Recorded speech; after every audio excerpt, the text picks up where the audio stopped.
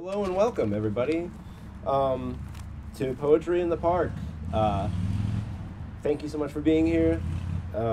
Fantastic turnout, and we're thrilled, absolutely thrilled to be welcoming, rightly so, it's a fantastic turnout, right? Welcoming Derrick Harriell, Sean Enfield, Tiffany Miller Blooms, and Melissa Mursch-Rodriguez. Anything else I need to say right off the bat? Now, I'm Mike Wendt, I'm the program director at Woodland Pattern in River West, so we host this series. Thrilled to be able to do so. I'll say more about Woodland Pattern in a minute. But before we get too far in here, I'd like to begin with a land acknowledgement and say that we at Woodland Pattern acknowledge that in Milwaukee we live and work on traditional Potawatomi, Ho-Chunk, and Menominee homelands along the southwest shores of Michigami, part of North America's largest system of freshwater lakes, where the Milwaukee, Menominee, and Kinnickinnic rivers meet, and the people of Wisconsin sovereign Anishinaabe, Ho-Chunk, Menominee, Oneida, and Mohican nations remain present.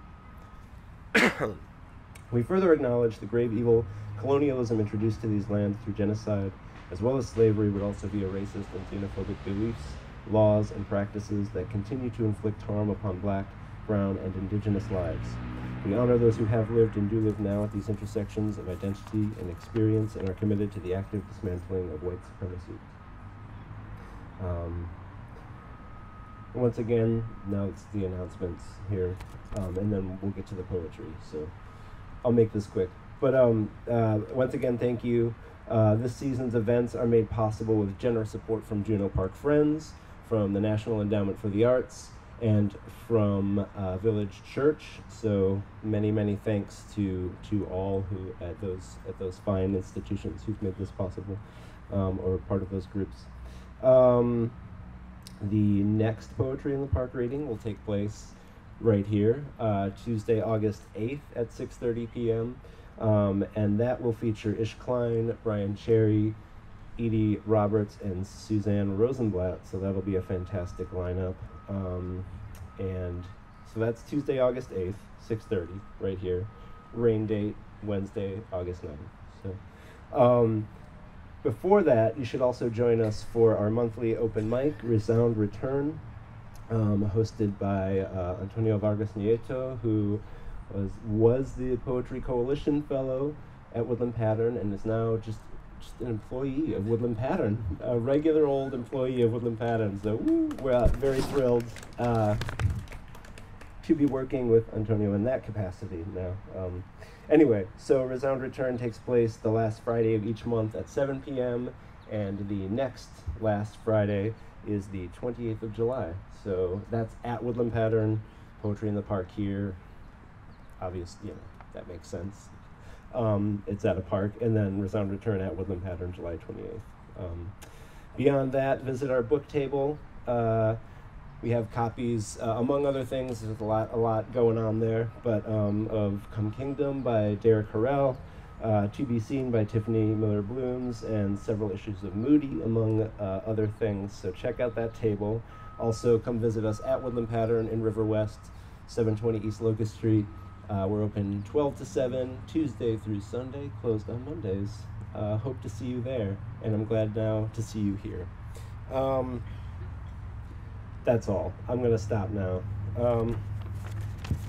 And it is my great pleasure to first welcome Melissa Mursch-Rodriguez, who is a Milwaukee-based creative whose practice exists between the realms of fiber arts, zine making, poetry, and curatorial programming. She finds herself at the intersections of identities as a mixed Chicana queer woman, which she parses, prods, and praises through her work. She is the editor and founder of Moody, a bi-monthly zine featuring work by queer and BIPOC creatives, and right over there at the book table, and frequently curates exhibitions centering marginalized voices in hopes of creating community and connection, and thrilled to have Melissa with us tonight. Welcome, Melissa. Hi, everybody. Thanks for being here. So I curated a little set list of cancer season poems for you all. And if you don't know about cancer season and what it means, we're obviously in it. And it's like, no pun intended, very moody and emotional and longing and and just all the feels. So hopefully that comes across in my poems. So I'm going to start with a poem called Home. Something about heat, a hot climate, makes my soul and my body feel more connected, more whole, free. Less clothes, feeling my skin on my surroundings, being touched by the sun, the sky, the wind, soaking it into my pores. The sun turns into makeup, a natural glow, but I know my hair is wild, it feels comfortable, and sweat is often no burden because it's a reminder of this vessel functioning, being cleansed. I tried to explain this once to a classroom of people, but I was met with quizzical eyes and perplexed looks because this connection, almost like love, wasn't something I could find the right words for, and maybe never will. I read in a class about Native people feeling their ancestors guiding them in their blood and bones and memories, and that's my only explanation, that my Florida birthplace is pulling me to the sea and my Mexican ancestors to their home.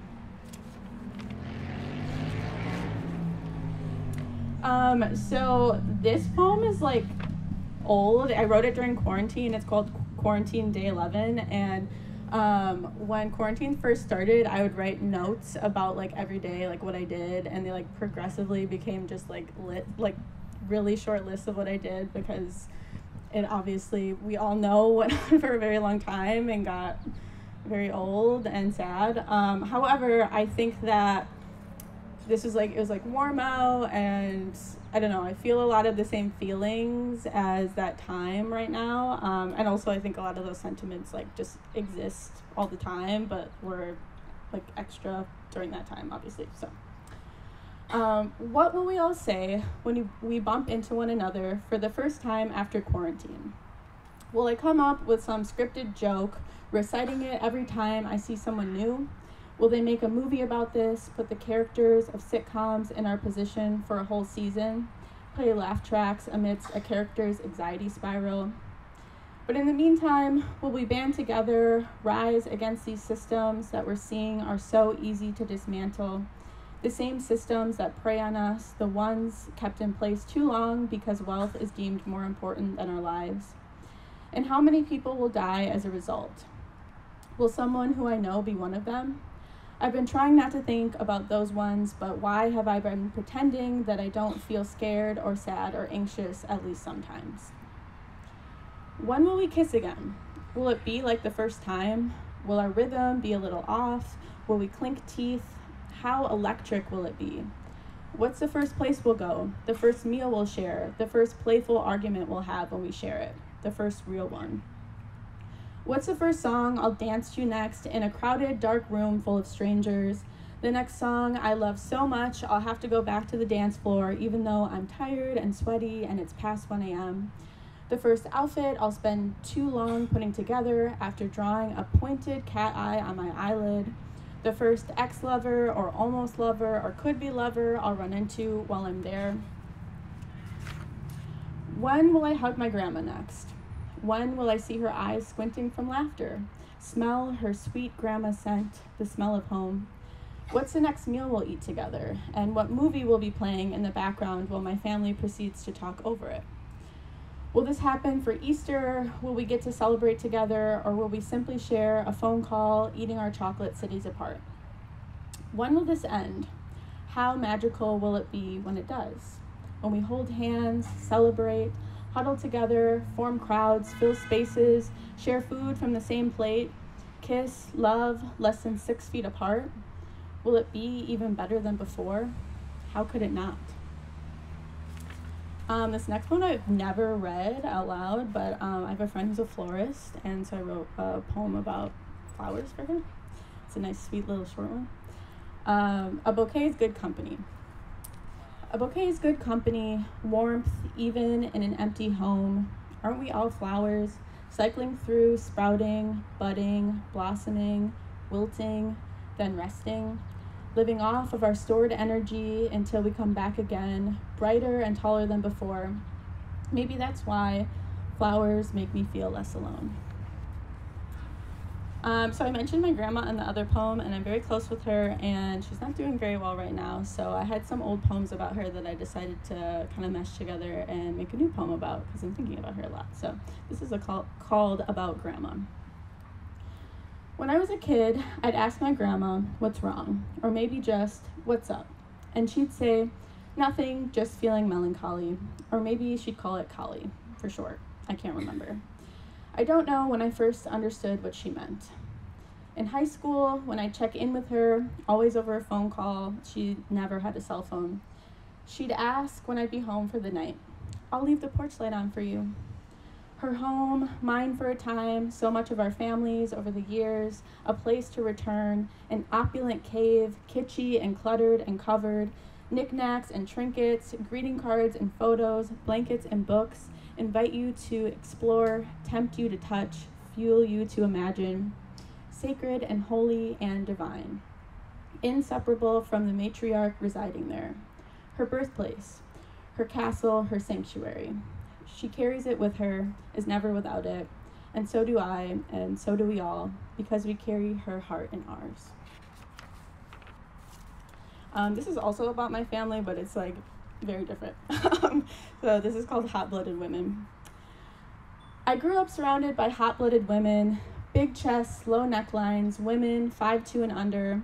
Any taller and the world couldn't handle their roar, their voices hoarse from yelling, one too many drinks. I'll walk my ass home, even if it stayed away. Never eat a thing until at least the 5th beer, wrists covered in bracelets, holding your hand while glaring at you. She'll forgive, but never forget. Never really forgive either. Wearing grudges as another accessory, glossy lips delivering verbal razors, a premature defense because she doesn't need you. She doesn't need anyone. She was fine before you, and she'll be fine after you. And she'll do anything to guard her heart. Anything so you never see her cry, especially if that means doing it to you first. Now is the love poem section that I always have to include. So this is called my anxious attachment poem, and if you know, you know. If you gave me your heart, I'd wonder why you didn't bother to give me a lung too. Then, if you offered a lung, I'd wonder why you didn't gift me the other, or your liver or spleen or everything else you have to offer me, like some sphinx whose riddle you will never, can never resolve. A hydra, too many heads, too many hearts, too much love, it feels, to ever be returned. An Ursuline octopus, too many stomachs to satisfy, sucking your bones dry, vampirus of love, would you let me drink your affection? Would you make sure it never runs dry? Maybe, if you did, I wish, I hope. My siren song would transform into a lullaby, less the death. My Medusan eyes would stare into yours with twinkle, no stone. The Skylun me would revert to human. A happy ending the myths never saw. A happy ending poets never seem to see either. This one's untitled. My lovers live in the wrong place, the wrong time. Friendships that felt deeper but weren't meant to be, or never had the chance to try. They live in first and only dates or 2-month stints and goodbye kisses unknown as the last one had.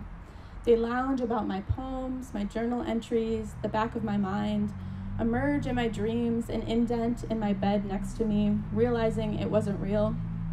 They buzz out of the batteries of my vibrator, through my pink to the top of my scalp and the tips of my toes. They pop up in DMs, compliment me, propose drinks or coffee or whatever, usually with no follow-through. They haunt me all over this small city, the restaurants we shared meals in, celebrated anniversaries at, all of the memories, mutual friends, gifts kept.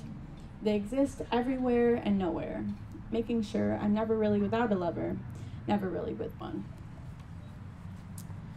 This one's Peach. Call me by your name, infamize the peach. But before that, I had one tattooed on the back of my right arm. It sits in a pickup truck's bed, fills it, but that's a different story. We're talking about peaches, not because I crave them. I don't even particularly like them, but because that's what you call me, you absolute peach. And suddenly I want to devour one. The stickiness coating my fingers, my lips, a substitute for you. I'd gladly fall in love with the juice of a peach if I tasted it on your lips.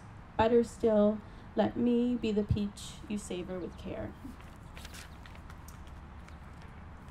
So like Mike said, I run a zine called Moody, and I was trying to feature poets in it, and there's a couple, there's about to be a couple poetry issues. The second one's coming out soon. The first one was curated by Antonio as well. And so this is from, not a poetry issue, but one of the latest issues. It's by a poet named Joshua Effiong, who's from Nigeria, and when I read his submission, I was like, this is one of the most gorgeous poems I've ever read, and I love it, and so I wanted to read it. It's called A Subtle Dance with Oxytocin. Been a long time since I felt my heart leap at the sound of a voice, like cheap thrills ruffling the tranquility in a young bride's chest I've had to quench in the thud of ecstasy against the roof of my heart. These days, the setting sun appears fuel to spike my anticipation for evenings when we'd fit ourselves into the universe of our words. Two songbirds separated by the distance of 100 rivers, twittering in accordance to the symphonies of their heartbeats. In my mind, I mold you into a body of fine metaphors, breathe promises of glad tidings into your nostrils, and watch you transfigure into women clothed in a tapestry of hibiscuses. Every day, I wake with prayers hanging on my lips, that the fang of time doesn't devour the thread holding us, that we don't become another love story in the past tense, that we'll wait till summer to consummate the years distance has stolen from us. If I were to be God for a day, I'd soften your aches. I'd orchestrate a gentle breeze to steal your worries. The last time I professed my love to someone, my tongue had bled a river of hurt afterwards. As much as I want to dance freely in this newfound joy, I can't help but feel the tremor of what tomorrow holds for us. But I've learned to be here, to bask in the euphoria of now, a subtle dance with oxytocin. Tonight, let's traipse the field to catch the last shards of moonlight before dawn arrives. This is new, and I don't really know if it's done, but I'm going to read it anyway. It's called When You Miss Me. I miss you, and something else I can't quite figure out. I know nostalgia is bullshit, but that doesn't mean I don't sometimes fall victim to it. Lavish in my own longing and languishing, gently uncork one of the memories I have stored in a little glass bottle in the back of my mind. What scents do you keep in your bottles labeled with my name? What songs? What secrets I whispered into your ear? What snapshots of me and my hazel eyes staring deeply into yours? I know you have them. You. I'm not sure who you are anymore. There are a lot of you these days. Whoever you are, tell me, what do you think of when you miss me? This is kind of a left turn, which is also no pun intended because it is about driving, but this is called Ode to Charlie XCX and Driving and Not Crashing. And for context, Charlie XCX is like my favorite pop star. And she's just like really obsessed with cars and driving, and I think it's really interesting, and I have a lot of emotional moments in cars, so I kind of combined those two things together, and some of these are like lines are her lyrics. So roller coaster ride in the fast lane, gripping the steering wheel with blurry vision, crying the heaviest, fattest, saddest tears, thinking maybe I will just crash. I hate the silence, that's why the music's always loud. Hyper pop, I'm a hot girl, pop girl, rich girl. I wish driving was as cunty as Charlie makes it out to be. Lavender Lamborghini, roll up in a blue bikini and all that shit. Not the liminal space, being everywhere and nowhere all at once. Give me a windows down, speakers blasting white Mercedes music video that doesn't feel like I'm speeding directly into the intersections of my mind. Or make the thought of flame burning, tire screams, crashing sound so comforting. No more driving off the deep end. I am not crashing. All right, I got one more. This is one of the first poems I wrote, and I just think it's sweet and happy, and I like to end with it because of that. So thanks for your attention and listening and coming to hang out. This is called The Date It Was Written, 1/20/19. I'm here, I'm doing it. Do you ever think, wow, I would have never done this a year ago? But now I'm here, I'm doing it, I'm growing, roots deeper, stronger, branches longer, closer to the sun every day. Do you ever look in the mirror at your naked body and smile and pose and dance? Do you ever feel so whole, so full, you forget the feeling of not feeling whole or full? I hope you have. You do. I hope you find magic. I hope we all do. That's it. Thanks. Thank you so much, Melissa. That was great. I also love that you made Poetry in the Park zine. That's fantastic. All right. Next up, very excited to welcome Tiffany Miller Blooms, who is an interdisciplinary artist, best known for her meditations on love, joy, and blackness. From prose and poetry to textile art and installations, Tiffany has always used her creativity as a space for deep reflection and healing, both for herself and her community. Recently, she became a 2023 Anna Fora Poetry Fellow, a writing residency for artists of color in Los Angeles. She also received the 2023 Black Excellence Award in Arts and the Milwaukee Business Journal's Diversity in Business Award for Creative Industry Leader. Tiffany is the author of To Be Seen, Soul in Puerto Rico, and Cover Girl Revealed. She owns Fly Blooms, a joyful adornments boutique, and co-founded the Bronzeville Collective, storefront featuring Black, brown, and queer creatives. Tiffany lives out her purpose daily as a creative, coach, and community collaborator in Milwaukee, Wisconsin. Absolutely delighted to welcome Tiffany Miller Blooms.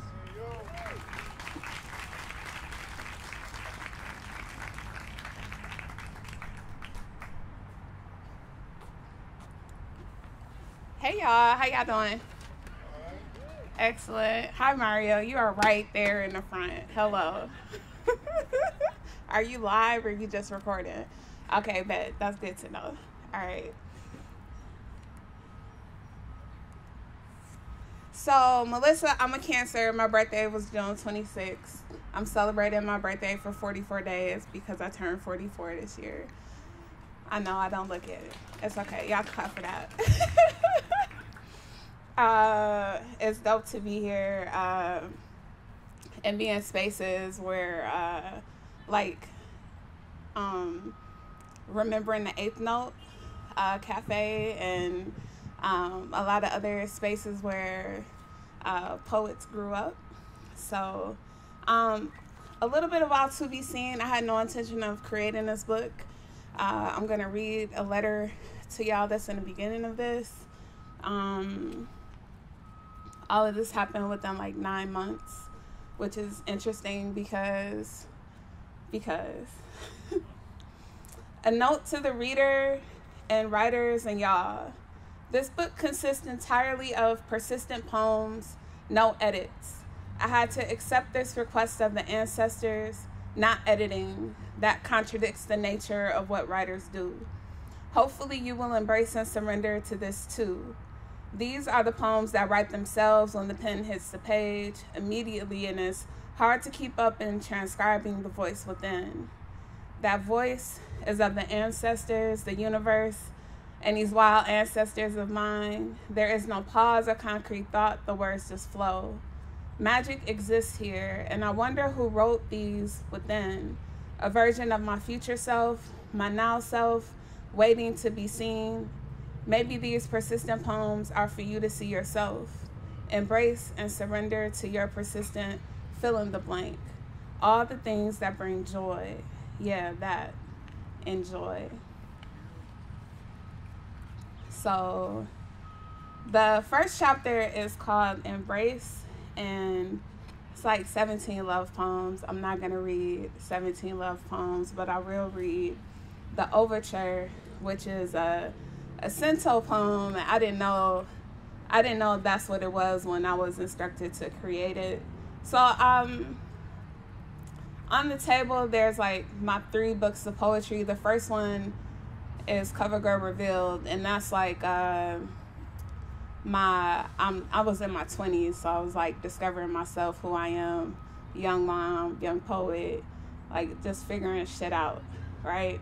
Soul in Puerto Rico, I was in my 30s, and that's like my healing phase. And that book is beautiful too. If you like pink bikinis, I'm on the cover in a pink bikini, so there's that. And then To Be Seen is like a guided space. So my mother transitioned in 2019, and the way that she shows up is pretty special. So at first it was like, I'm gonna read that poem. I think I need to read that poem right now. I be wondering about y'all. What y'all be doing, how y'all be guiding, how y'all resting. I be wondering about y'all. Are y'all peaceful? Are y'all dreaming? Are y'all filled with joy by the way we honor and the way we mourn? And I be wondering about y'all. Are y'all happy? Do you miss us? Do you miss me? Can you show us more? I be wondering about y'all. I be wishing for more time. I be wishing I had the inside connection to heaven. I would have checked the upcoming ancestor list. I would have requested an extra decade or two, a few more birthdays, places to travel to, a few more memories, reasons to laugh loud in public, shop for no reason but to catch a good deal. I would have wished for more time to sit on your couch and watch rerun after rerun and watch you fall asleep. I would have wished for it all, just to see one more smile. And I be wondering about y'all. Where y'all be flying to? Who y'all flirting with? Marvin, Sydney, Michael, Prince? How y'all be angeling? Is that a word up there? How y'all be welcoming? I appreciate how y'all send messages. Started with rainbows and songs and scents like Grandnana's perfume and lilies. I'm grateful for the yellow butterflies that cross my path, busting the joy with journey. I be wondering about y'all. Like, how you been taking over my pen to send messages? I be wondering. I am wondered by y'all, my ancestor angel team. How y'all be showing up for us, for me? How y'all be shining light on the path to bloom? How y'all be loud with these messages on repeat, sometimes worded differently? Y'all know me. I hear y'all. I know I'm being hard-headed, Mom. My heart be softer, though, like yours, all sweet and kind and loving, the kind that loves in the key of inner child spaces, the kind that loves with vulnerability, heart on sleeve, face everywhere. I am wondering, I be wondering, I am wondered in awe and sheer amazement. Thank you for always bringing joy to my morning. I love y'all. Okay.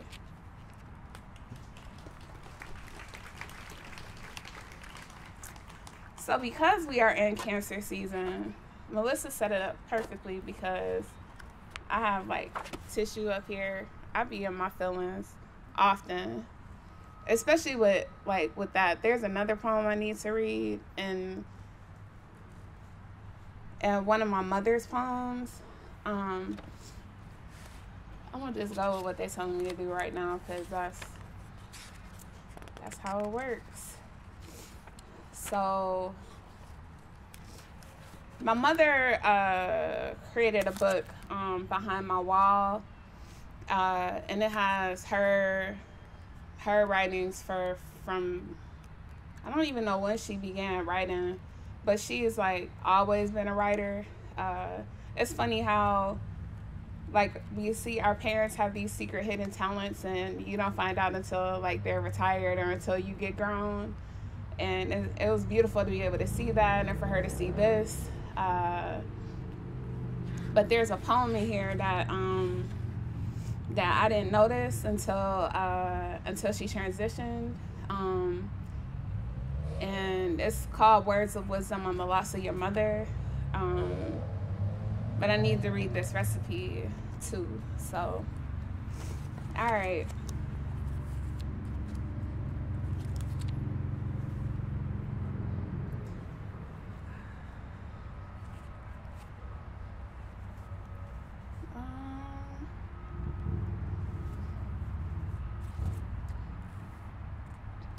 "40 months, no recipes. Banana pudding, no bananas. Potato salad. Barbecue sauce with pineapples. Apple salad. that crock pot chicken dish, that chicken salad, the way you and Grandnana made dressing. Michelle comes close.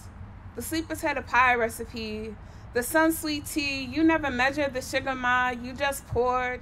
You never tested it to see, you just knew like you knew.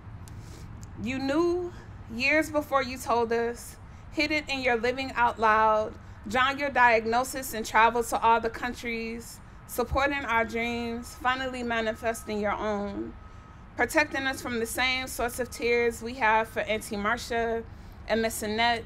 You left us with a poem, the very last poem in your book, and I imagine you would have typed it, used cursive font, addressed it to all of us, Tiffany, Michelle, Tyrone, Kwali, and Trey, maybe Dad, maybe he would have gotten a different letter. You left us with a recipe to mourn you, words of wisdom on the loss of your mother. Mothers never really die. They just keep the house up in the sky. They polish the sun by day and light the stars that shine at night. Keep the moonbeam silvery bright, and in the heavenly home above, they wait to welcome those they love. A mom's hug lasts long after she lets go. Whenever I am missing you, I always remember how fortunate I was that you were in my life. I wouldn't trade those moments for the world. The world changes from year to year, our lives from day to day, but the love and memory of you shall never pass away. I know you are listening from above. There's nothing that I value more than your love. No matter where I am or what I'm doing, your memories will always keep me smiling. I cried endlessly when you died, but I promise I won't let the tears mar the smiles that you've given me when you were alive. Mother, you left us beautiful memories. Your love is still our guide, although we cannot see you, you always at our side. We wondered who you wrote this for. Saved on your files 9/12/2019, 90 days before you began your transition. We wondered, tried to remember who may have passed, what was going on at the time, realizing that it was for us, confirmed by Auntie, the one you told everything to. You left us with the recipe to create your own glue, sticky enough and strong enough to never separate, to grow even closer. Letting that love legacy simmer like chili on the big black granite ware roaster, 2 burners. I posted after receiving confirmation, shared the book cover and poem too, still wondering, how did she know to love us in this way?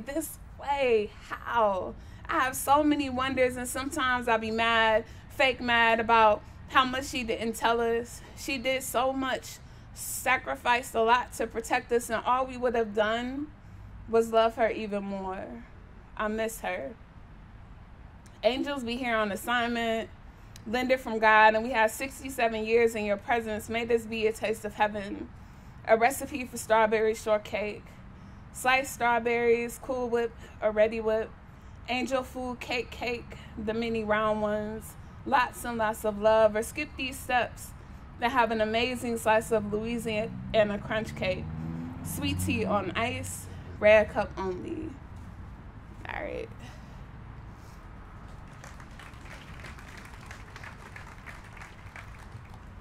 I imagine one day I'm going to get through, like, I'm going to read that and I won't be crying. But I ain't sound like I was crying, so that was good. Okay. All right. Okay. I'll share some happy. Well, that was happy. It's an intentional decision to have joy when someone transitions. Like, I saw grief. I associate grief with regret, and it's heavy. It's like quicksand and mud, and I didn't want to be in that space. I didn't want to be angry. I wanted to be able to find joy and see the signs and hear how they show up. I wanted to. My grandnana passed away after my mother, and so I'm like, how genius is she? You know, how genius is my mom? Like, to write this poem, to have us, like, secure in, and before, like, 3 months before. How? I just love her. And I love how she continues to show up. I use present tense a lot because I say transition. Transition means like there's a path to that ancestor space, and that's helped me. So maybe that'll help you. Hopefully that'll help you too. All right. So I am playing with this. This is kind of new. And then I'll read a little from To Be Seen.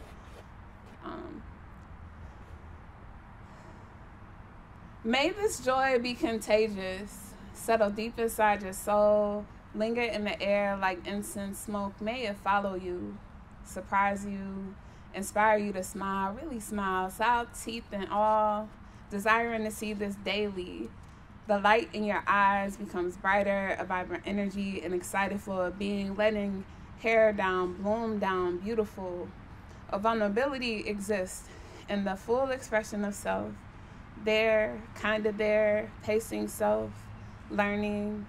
Joy unpacks what cannot be contained, a ruckus laugh, an inner child smile, a little skip, hop, and body roll, a public and loud, yes, a humming, singing on the outside of your head, a peace within, a joyful morning, a joy that comes in the morning. Joy is knowing, listening, embracing, and surrendering to the unknown and moving with intuition, guided steps, listening to the breeze, that ancestor talk be loud whispers. May this joy be contagious.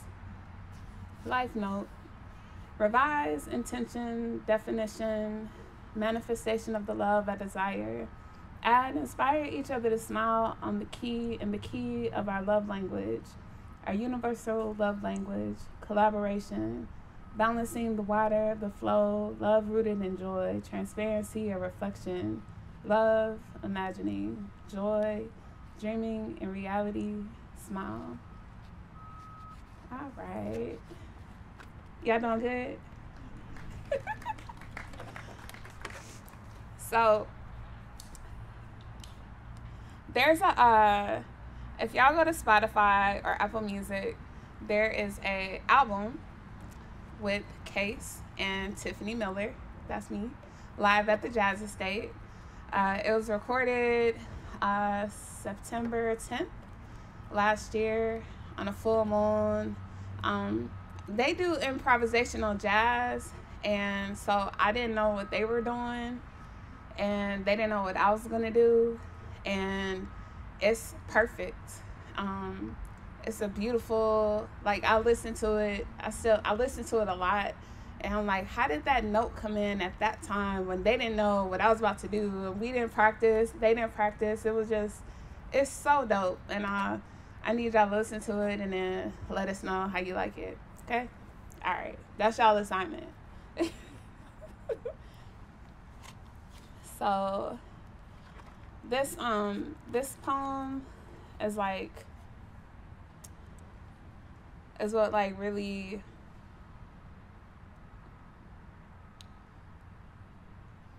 made me like bring together what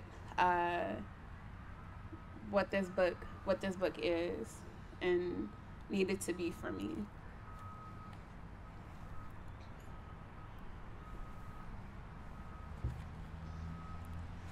What do all the signs, symbols, and synchronicity mean, God?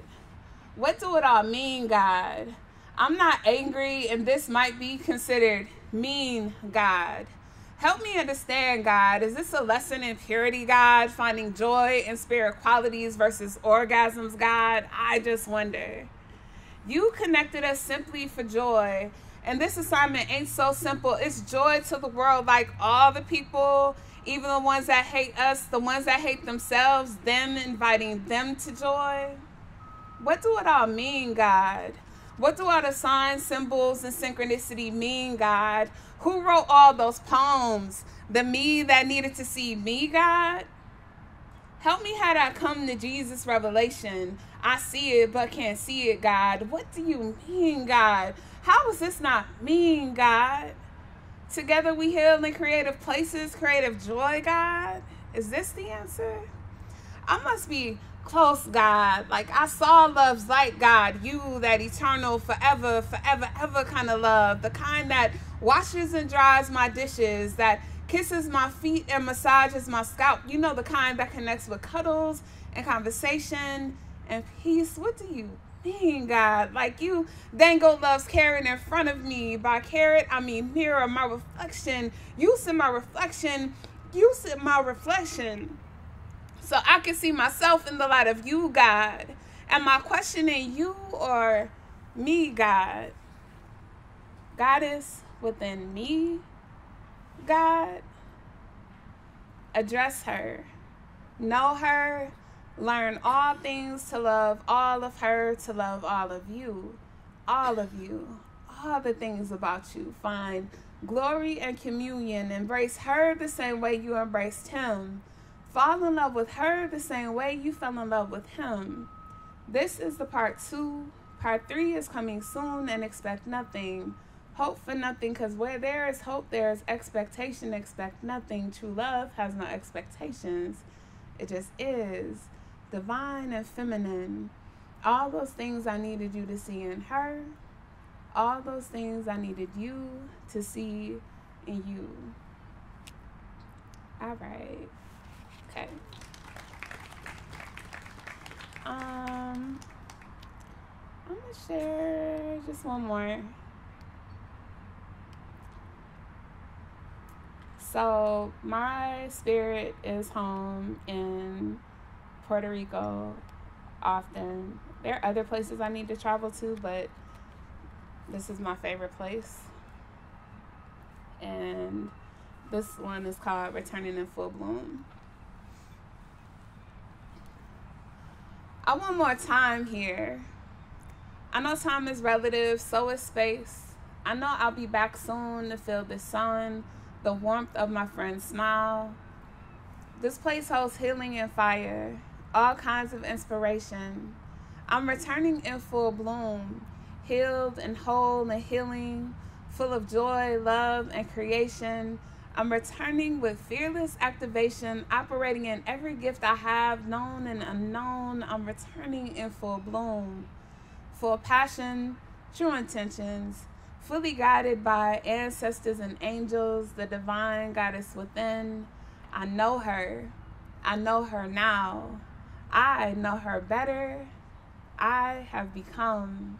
I'm returning in full bloom, claiming peace and serenity, all the joy and all the things. I'm returning in full bloom.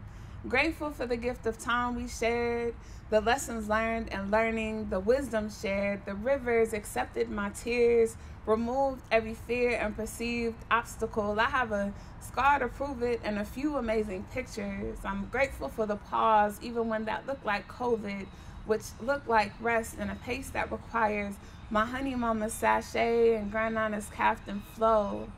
I'm grateful to watch my ancestors embody the living here. The red lipstick adorned by the abuela at the cafe with the Coca-Cola, and the one who still smells like grandnana. Her spirit is sweet like those waffles she make before the bus came. Her buenos dias comes with giggles, and the papas greet you with smiles and loud I love yous just because it's sunny with a chance of rain. I'm grateful for the breeze and becoming an ancestor's reminder to Clara. I have her mama's smile. This island, Puerto Rico, is home to my spirit. Always and forever, I'll return soon in full bloom. Thank y'all. Thank you so much, Tiffany. Fantastic. And now we're going to turn things over to Sean Enfield, who is an essayist, poet, gardener, bassist, and educator from Dallas, Texas. Currently, he resides in Milwaukee, Wisconsin, where he is a PhD candidate at the University of Wisconsin-Milwaukee. He received his MFA in creative writing from the University of Alaska Fairbanks, where he served as the editor-in-chief of Permafrost magazine. Now he serves as an assistant nonfiction editor at Terrain.org. His debut collection of essays, Holy American Burnout, is forthcoming from Split Lip Press in December 2023. And though forthcoming, we don't have it there, but there is a flyer about the book. So get more information at the book table. Welcome, Sean Enfield.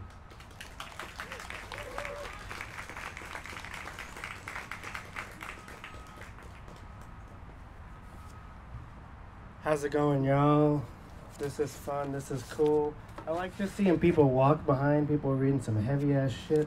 Every now and then you catch them and be like, oh, fuck. And then they just keep going. That's cool. I also have really bad ADD, so maybe that's part of it. Just I can't keep my eyes in one place. I do have a flyer over there. It's more expensive than I thought to print a bunch of flyers, so I only have 2.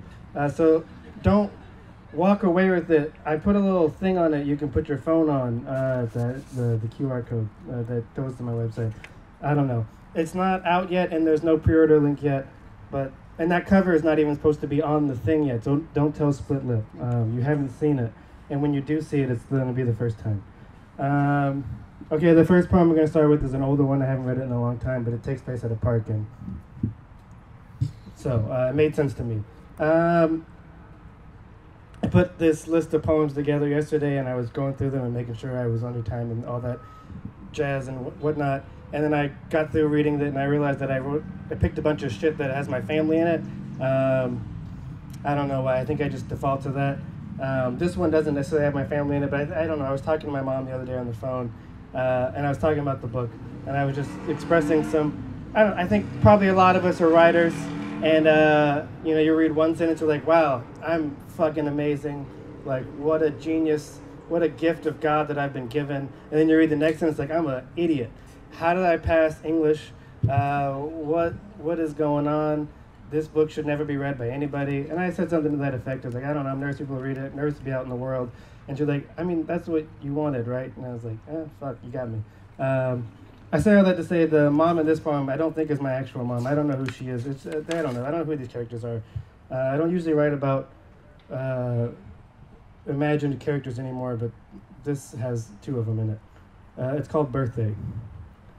Howling children color the park a soft pink. Their heads roll atop the surface of the wind. Their bodies blur in the frenzied motion. Parents hover nearby, supervising, mostly watching punch ripple in plastic cup oceans. It is Harold Bowman's birthday, and he marches up the steps of the playground and proclaims himself king. He stomps and shouts and pumps his little brown fist with fervor. The other kids watch, but no more than a second passes before chaos resumes, and the screaming starts right back up, and the pink blur moves Harold to soak his way to the refreshments. All the while, Mama Bowman observes the scene from a bench at the edge of the park. She has been pouring more and more burn your throat, rot your gut whiskey into successive cups of fruit punch, and before long she rises and takes to running about the park. She too howls and stomps and shouts and pumps her brown fists, and she scoops her son onto her shoulders while the other parents scrutinize her from the gazebo. She tells Harold to stretch his arms out like wings, tells him that he is flying, tells him that he is a pilot like Papa, tells him that no other kid has ever flown before, not like this. Soon, the park fades into the background, the sidewalk stretches before them, into the setting sun. When Harold bends over to ask, "Where are we going?" Mama Bowman releases hot air from the pit of her stomach and murmurs, "The future, the future, the future."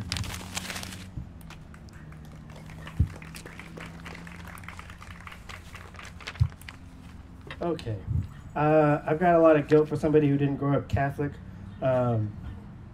We were Protestant, so it's still a Christian, which has still got its own guilt, but you don't got to tell anybody about it, which is nice. You just get to sit with it. So maybe it's not nice. I don't know.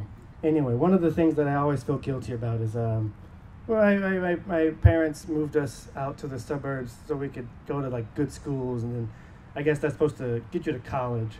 And then I did, we did that, me and my sisters did that, but then I kept going to college. And the idea, they wanted us to go to college so we'd get a good job, and now I'm a grad student. So I fucked up their lives and my life. That's a joke. No, I love it here. Anyway, this poem is like about the weird guilt of leaving my childhood place. But I had no decision in this. I was 9. So why do I hold on to it? The first time I workshopped this poem, people thought the friend I'm writing about here was dead. And I don't know. We were friends before Facebook. I hope he's alive. But I guess it is kind of a eulogy, but not for him. So, Raul, I hope you're doing good. I don't know where you're at, but I hope you're not a grad student. This poem's called Ain't No. Ain't no mountains in Dallas. Hometown flat as half-drink soda in the morning, left on TV trays after moms and pops burst through the door, moonlit, saying it was time Raul got on home. And ain't no valleys neither. Nothing high but stooped teenagers hurling stones at us, and the change in our pocket which rattles tuneless songs as we escape, and nothing low, except Raul's pops smashing sixers in the alley, and ain't no rivers coursing through the hood where we escaped into backyards. Unaware, poison ivy ran wild along the fence lines as we sprinted over wind-toppled chain links. There were plenty of creeks, though, but rubbing our ankles with globs of mud ain't do nothing for rashes like Raul said his abuela said it would. So we sulked back home, and our parents cackled as they washed our splotchy red skin and thick red juice, and ain't no keeping us, we'd say, where our parents could still map every asphalt crater. We ain't getting trapped like that, Raul would say. No, we'd head to the ocean and discover an island even the cartoons ain't dreamt.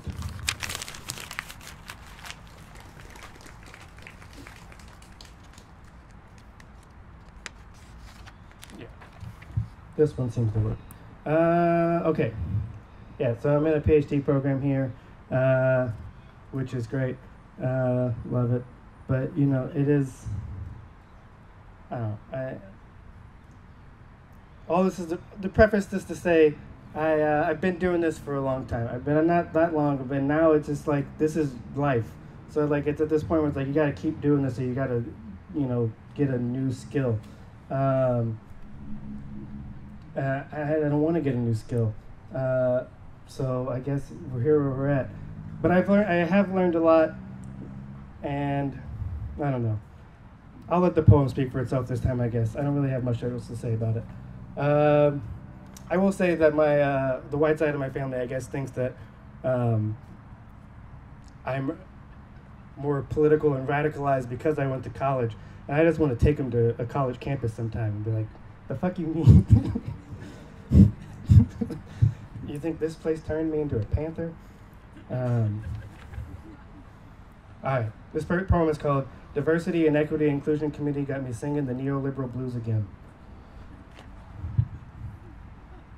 Now, my mama ain't ever hit me, but she used to threaten to smack the black out of me whenever I acted a fool, which, yeah, a lot of black mamas done told a lot of black sons that they'd smack out they black. But my pops was white, so I'm telling y'all, I could see that shit. In a grocery aisle, a mess of spilled fruit at my feet, the color launches from my cheek like paint from a can, except for the red imprint of her hand, as if a button done been pushed that can't be unpushed. And damn, just like that, my mama made herself a brand new white kid.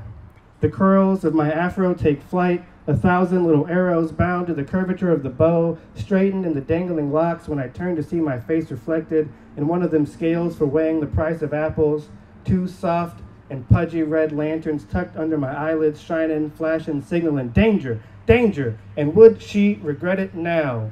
Would she see the crystal clear water she done drowned my sandy eyes in? Give me back my black mama, I'll act right. But no, like I told y'all, she ain't ever followed through. She ain't ever take back what she gave. I just think of it now, is all. Black leaving the body. A black man with a beard peppered like my grandpa stands outside some old theater in a part of town where I seldom see black folks, hawking bootleg shirts for some touring British punk band, points to the sculpted afro billowing on my shirt, says, Angela Davis was a baddie for sure, young blood, but she done sold out her people when she left the streets for university. And I think of the goldfinch perched outside the office window I can't open, singing a song talking about how, because a lot of souls done recently left a lot of black folks, some department gonna establish a committee to elect an individual to aid in trickling black into the body. I reach out a hand, pull Angela out my shirt, and she pries open a crack in the pavement beneath our feet. Shadow come pouring out, darkening the sky till it's the color of asphalt. Our mamas is there singing, Hallelujah. Ain't none of us can discern down from up, and still our hands link, and still we feel our way forward.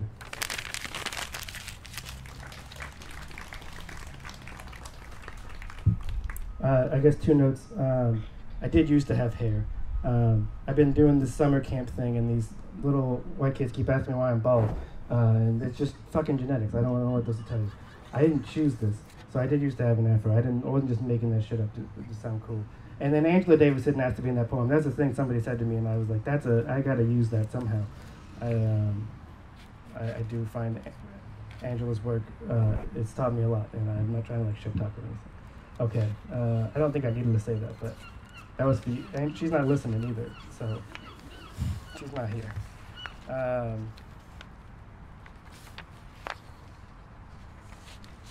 Okay, I think I got 2 more to do. Yeah, I don't know how to start. This one's about, I got this book coming out. I saw my grandma in Christmas was the last time I saw her, and every time I see my grandma, she says 2 things. The first thing she says is, "You don't look like you're missing meals," and it's like, great. Hey, thanks, Grandma, I appreciate that. And then the next thing she says is, "Where are my grandchildren?" It's like, I feel like you would have to miss a lot of news.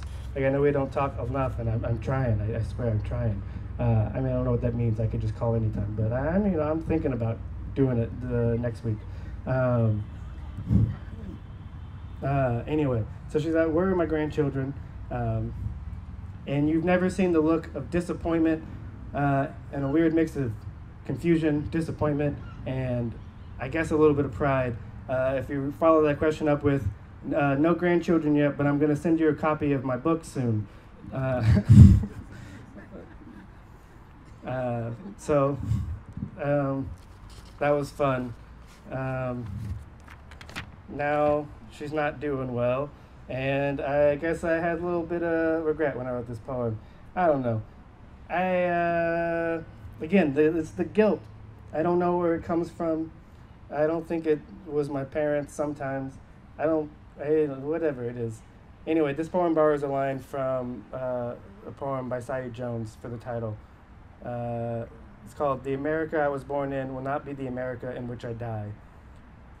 Inheritance by way of dried yellow pages bound together for several centuries, disintegrating immediately upon touch, leaving only dust in the palms open to collect. My grandmama gave her country a body, and her country returned it worn, stretched, and lumped with cells that multiply, multiply, multiply, consume, consume, consume. For her mute, blind country, she gave a living witness, told her country God was watching, and her country called itself God's will, said His will be done when the country buried all she gave. Who wouldn't let down their life for growth unlimited? My grandmama smokes reds, countless suns burning bright at the burnt end of her fingertips. Who wouldn't pray stars burn forever? Who wouldn't run into the sunset if it really rested there, just over the horizon?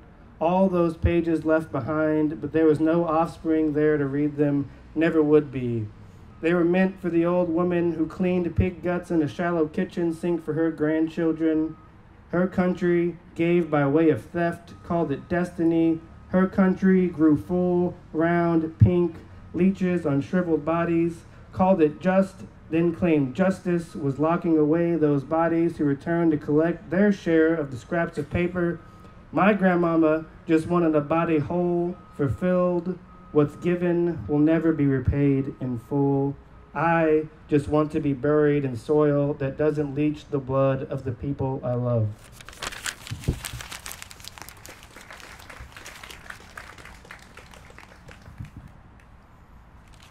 Okay, one more. Before I leave, though, today is great, and I'm happy to be reading this, but it's also the book release date of my dear friend H. Warren's collection through Red Hen Press called Binded, and I would highly recommend it if you went and purchased this, not from Amazon, fuck Prime Day, fuck Amazon, fuck Jeff Bezos, hope his dick rocket crashes into the sea. But if you can buy this from Red Hen Press or from Bookshop or from Woodland Pattern, a bookstore, a real bookstore with real human beings that aren't being exploited for their labor. Anyway, Binded, H. Warren. It's fantastic. It's a beautiful collection. This last poem is about my favorite word, which is the word y'all. I am from Texas originally. I think the word y'all, it just sounds great. One, it's very practical, and we don't have an official plural you in the English language, and yous guys sounds like chalkboard, and yous also sounds terrible. Y'all, perfect, round. It's a word that carries a lot of love, you know, we're around y'all, and then also has a nice charge to it. You can really get somebody to like feel like they didn't do something right if you just say y'all. So I think as I reflect more about having left the South and what it means to see what human rights violations and what atrocities that the government of the South, not the people of the South, continue to do to people that I love and people that have their loved ones of their own. I think about what we might gain from thinking of y'all as our collective plural you. And that's what this poem is trying to do. Y'all. Andre 3000 already told y'all the South got something to say, and it thuds with the soft force of a dropped mic. Y'all can't resist its drawl. It draws you into a round, elongated altar, leaves you in a warbling hum. What's grammar if not the vibrancy of our atoms? I love y'all. Y'all better watch out. All that range in one word. We move like the space between. How else to consider you in mass, to bear in mind you, yours, and your kinfolk? What y'all bringing to the potluck? Am I to refuse Jesus when the bread loaves already multiplied for us to eat, for us to share? All y'all, the Take two. Am I to refuse Jesus when the bread loaves already multiplied for us to eat, for us to share? All y'all, plurality of plural. Dre Mint, we coming for y'all. We've been left in this reconstructed South like kids waiting after school. Y'all will see that the fire this time is a great multitude come to reclaim their humanity. You know what I'm saying? Y'all will not write off that which the boot of conservatism has trampled into red, mangled limbs. My mama spoke the word like she was writing novels. After slinging coffee to the whole fruit brains of white folks all day, she'd come home with just say, y'all. Whole day unfolded in single utterance, a genre she learned from my grandmama, who learned it from the sharecroppers who reared her, just a generation removed from, y'all know what? Y'all. My mama sighs and invites us to settle in the home ache has made of her muscles. Y'all ain't yet attuned to the potency of one word. Y'all don't know the difference between a generalization and a multitude. Y'all can't bear the weight of our size. Y'all, I'm tired too. My brown skin is silky, granular. My brown skin sand layered over black silt and red clay. I wash into a river. My brown skin a spread of countless finite bits diluted near invisible where the stream stagnates at the intake of a sewage line. I wear my region's wounds not as a scar on my skin, but as a parasite on the back of my tongue in the hopes that it might emerge a poetics of y'all, a complete sentence. You and a body politic laid splayed, open, flat, a million other bodies budding forth our salvaged homeland from which we will emerge from y'all whole. Our bodies protrude, bent and broken, but brand new, and out from our snapped spines, blood erupts from ruptured veins and surges through the rivers that define and defy y'all's borders. Blood spewing from the many rivers, many mouths into a swamp alive with the purring wings of dragonflies and the sucking kisses of sneakers, tramping through the mud where our blood and y'all's blood pools and forms the southernmost Great Lake.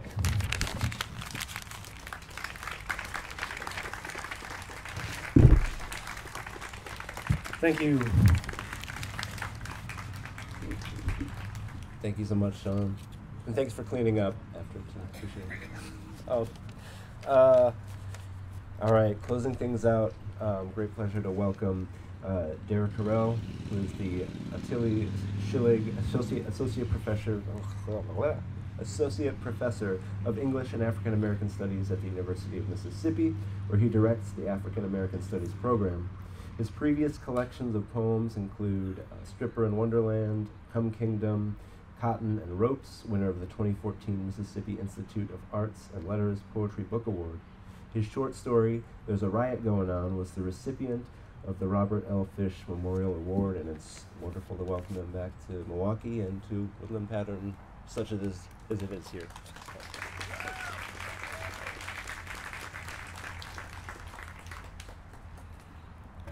Hey now. I want to thank Mike and Woodland Pattern for the invitation to read. I think I can. I'm just gonna try to pull them up a little bit. Actually, right there. Yeah. For the invitation to read, Woodland Pattern is a pillar, obviously, in our community, but was a home for me for many, many years. Born and raised on the north side of Milwaukee. When I was super young, 45th, 46th in Center, and then 42nd in Hampton in middle school and high school. I went to UWM for my undergraduate degree and then did a doctoral degree at UWM as well. And through all those years, especially once I knew that I was interested in the word and interested in writing and interested in art, Woodland Pattern has been a home for me. I've taught the summer camps. I don't know if that's what you're referring to, but the Woodland Pattern summer camps. And so it's just always a pleasure to be home. I've been gone for 11 years, but also to, when I'm home, to be able to read either at the book center or through Woodland Patterns. And thank y'all for reading phenomenal work. I really, really enjoyed the word, so thank y'all so much. I'm going to read from Come Kingdom.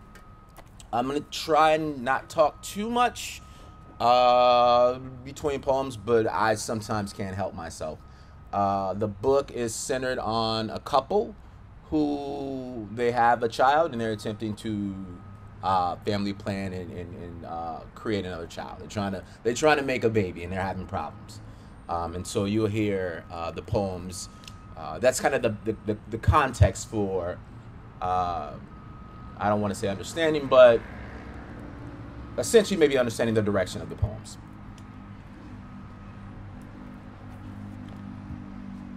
The first poem I'll read is called Homecoming King.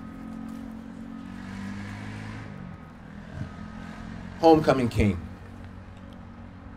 My mother suffers from fibromyalgia and can only listen to Gladys Knight during the day.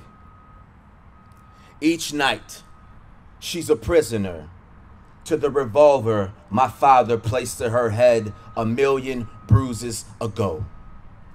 Each night, she counts threats like sheep, says trauma is a son of a bitch. Tricky little fucker who shadows like the man, Jeff, who came after my father split. I still think of killing Jeff. I'm unsure that not doing so makes me a conservationist. I believe he should be honored. I've only thought of killing once. Of all the shitty people I met in my life, it's like winning the fucking lottery. I'm going somewhere with this. 4 months ago, my father left the jailhouse. I'm told he spent a month in solitary confinement for fighting with himself. He swears it was some boogeyman with tattoos and red hair, a mile-long rap sheet. 3 months ago, I wired my father get-by money from a Walmart in Mississippi. 2 months ago, no one could find my father. 2 days ago, my father called and no one could find me. Yesterday, my sister said she gave him get-by money. I haven't seen my uncles since being racist became cool again. I wonder which taverns they're haunting. I wonder the phantasm haunting them. One of my uncles donates plasma for $20 a pop. Hasn't worked a job since his old lady stabbed him in the forearm. This was before my grandma died and everything around us started getting old. Even newborn babies started getting old. My father wants to know if we made our son a sibling to help bury us. Says it's my birthright to be carried by a daughter's hands. Sometimes I call my sister and hang up before she answers just so I can say, I called. I call my mother and hang up before she begins mentioning death.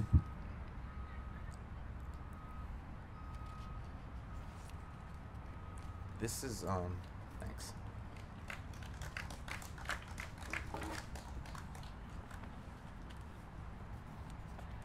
One of the things that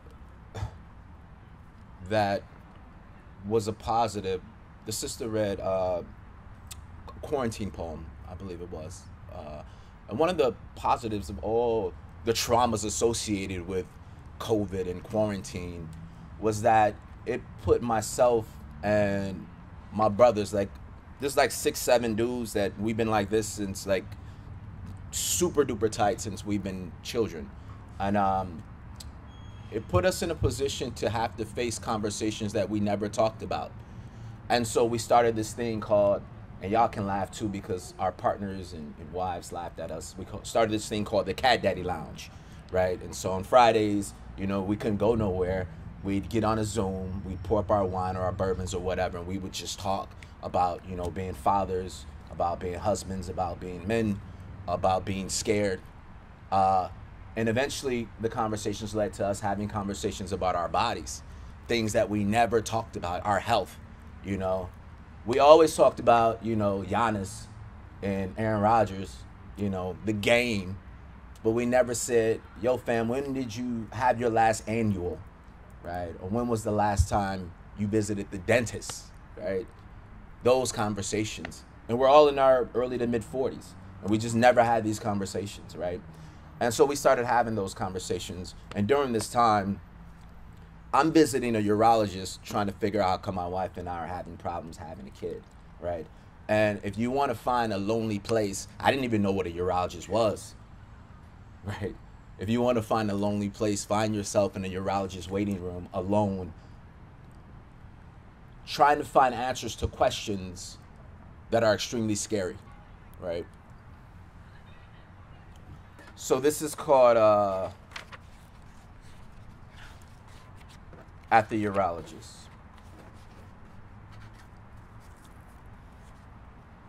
Last week, my uncle had a heart attack and died on the floor of his 1-bedroom apartment. His body discovered on Wednesday. We don't know how long he'd been lying there. Last week, a friend lost half her nose. Face cancer removal. I'm sitting in a urologist's waiting room trying to retrace the nose I remember. I'm sitting in a urologist's waiting room waiting to die from too much waiting. I'm at this waiting stage of my life, and I don't know when things became this way. 2 elderly women walk across the room holding hands. They collectively do paperwork. One calls the other mom. I'm considering every bad decision. I'm considering the condition of the testicles I'm sitting on. I'm considering the health of sperm and blood and urine, the price of these things inside me. What, dear Lord, are they really for? A middle-aged man in a cowboy hat leans against the front desk clutching a yellow paper. He's whispering to the secretary. He's asking why our maker manufactures all this complicated beauty?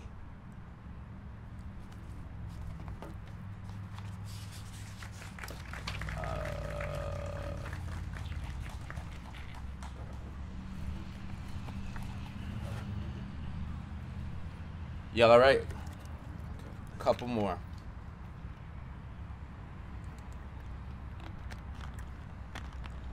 I hate my father for his vasectomy.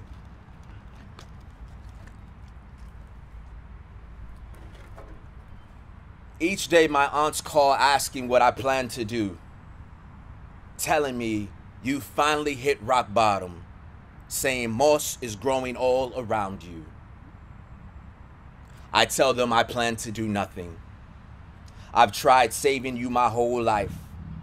Back when you crashed your Harley and seemingly broke every small god from the waist down, I fed you crown while we loathed in a river of muddy waters. You swore muddy was an all of the above answer for any question darkness could present. My mother swore wiping your ass was harder than taking you back each time you went absent. You healed, as all good boogeymen do. Wiped blues from your face, then continued your quest of overthrowing kingdoms. I've seen whole husbands turn half king around you. Seen you move into another man's castle after hauling his things to the sad side of town.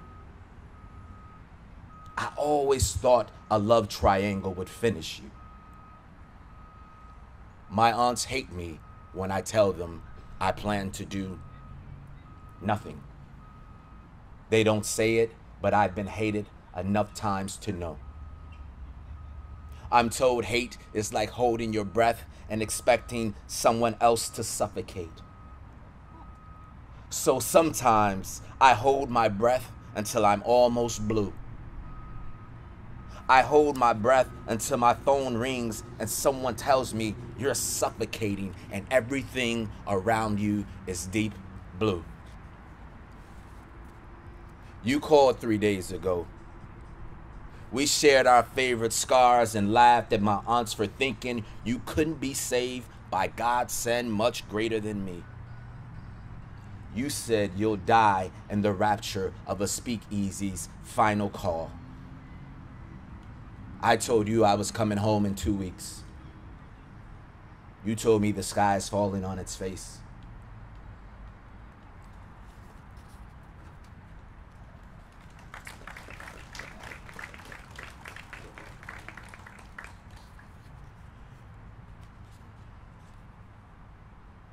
One of the things as I was working on, again, these are poems from Come Kingdom. This book came out in August last year, so it's almost a year old, LSU Press. One of the things that the process of writing this book did teach me was I found myself chasing this imaginary daughter, right? And I found, Tiffany, I like that you were talking about gratitude, right? And trying to find gratitude sometimes in our seemingly darkest spaces, right? And some of our highest disappointments, you know. But one of the things that I realized is that I'm working on this book and I have a 7-year-old. So I'm chasing this imaginary daughter and I'm finding myself more irritated with my kid than normal because I'm frustrated about the process of trying to family plan, right? And so to no fault of his own, I'm missing him. I'm not seeing him, right? Because I'm focused on this thing that I don't have. So I'm not focused on what's right there. So that kind of inspired this poem. It's called Optometrist. And thinking about what we see and what we decide to miss. Optometrist. If seeing was a sense I valued, then this morning I'd be on my way to see an optometrist. Instead, I'm watching the way shadows crowd outside my dining room window. I've released the blinds. Outside Mississippi is one bloody blur. Clouds gather to hold court, deliberate the worth of our sun. Today is Confederate gray. If I'm going blind, I wonder if I've seen enough.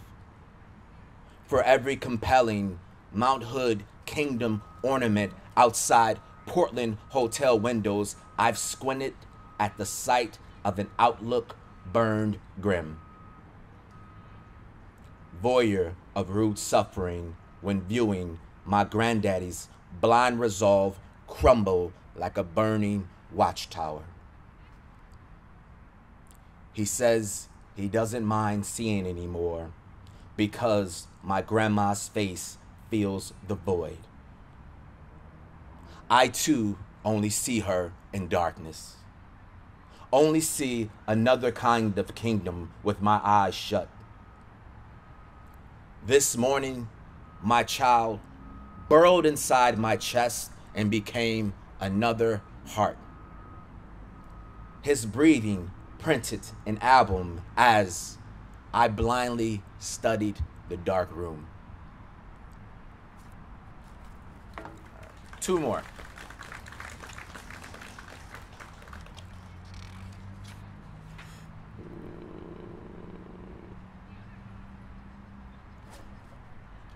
It's called Wild Horses.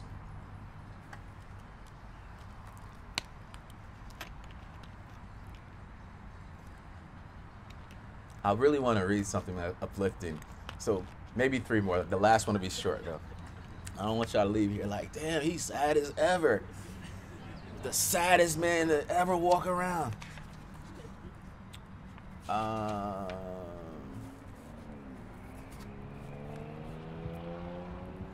Wild Horses. Pretend you don't owe me a thing when dragging my body down a bleeding highway, and I'll pretend to do the same. If it's friendly fire, then you probably had it coming. Probably burned some kingdoms when no one was watching, but I don't care much. Gives non-fucks like pigeons after brunch. I've told you to migrate this world and conquer all desirable provinces. I'll do the same. Like this woman who knows your body better than me, who affirms he's most likely the problem. Like a problem in a body can share a province. Like a problem in a body can share street corners. Remember my cousin's gun jammed under a streetlight's apathy? We paraded abroad, and I believe this is the first time it's been mentioned. Four boys made out with the afterglow on a midnight's porch. How forgetful an almost death is. We don't mention your gynecologist, like the adolescent daughter my uncle never mentions. Sometimes I pimp past aborted bluebirds because an ex is holding my concentration. Your gynecologist thinks of you when dragging her husband down highways of crumble. Don't you feel it in your stomach like a fetus catching the Holy Ghost?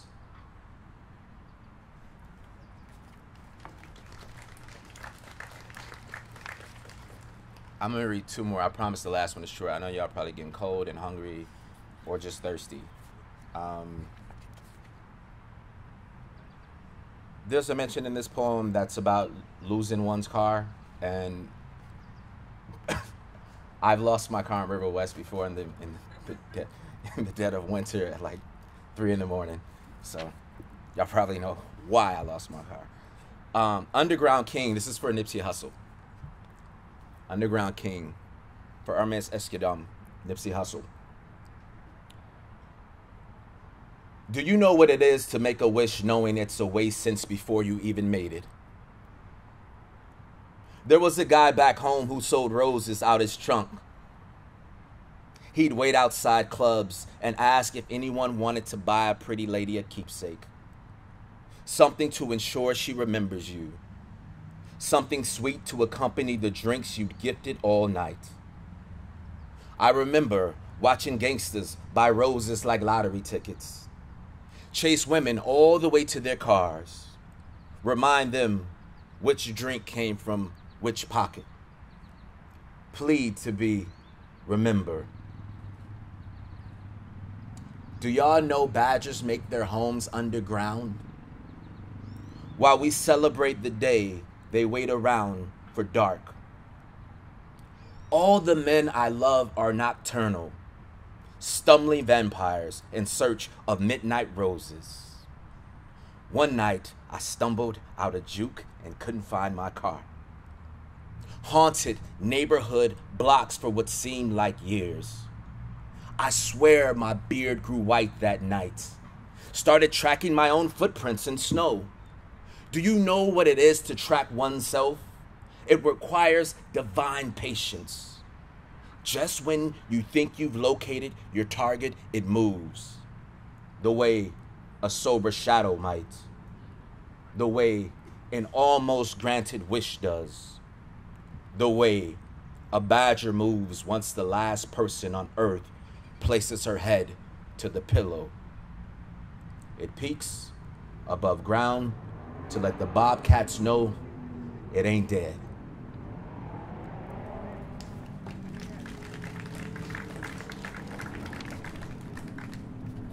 Last one, and thank y'all for being attentive. One of the challenges I did, the second section of the book is called Talking Dirty to the Kingdom. And before this book, I never used pop culture references. And I sort of challenged myself with this collection to use some pop culture references. And one of the first things that I knew I had to do was write a Whitney Houston poem. And so when Bodyguard came out, do y'all know the movie The Bodyguard? Yeah, The Bodyguard came out and I was maybe 12, and I fell in love with Whitney Houston, but I think I fell in love with Rachel Marin, the character, right, that plays the lead in The Bodyguard. And so I just got real weird like that whole year. And I was like, during study hall, I would go to like the library and try to find magazines on Whitney Houston. It was like a weird obsession. So I always knew if I was gonna write a pop culture poem that I would include Whitney Houston. So this is my Whitney Houston short poem.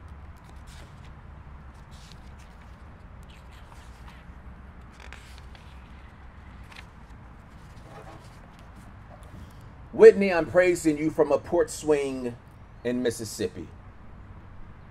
Been wanting to tell you how I was saving my virginity and all the mystery of my 12-year-old body for you. Saving my maiden orgasm for you. Wanting to save you, Rachel Marin, as only a puberty-packing black boy could. How dare he so begrudgingly become your bodyguard? How dare Farmer act like that shit was uneventful? Whitney, I couldn't throw a knife into the rib of an oak, but swear I would have protected you from that creepy ass dude.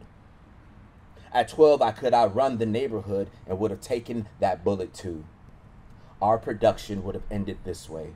You running from the plane to me, zebra, royal, headdress, a halo. Me not letting go, sanctified, becoming more man each moment. My whole head buried in you. Thank y'all.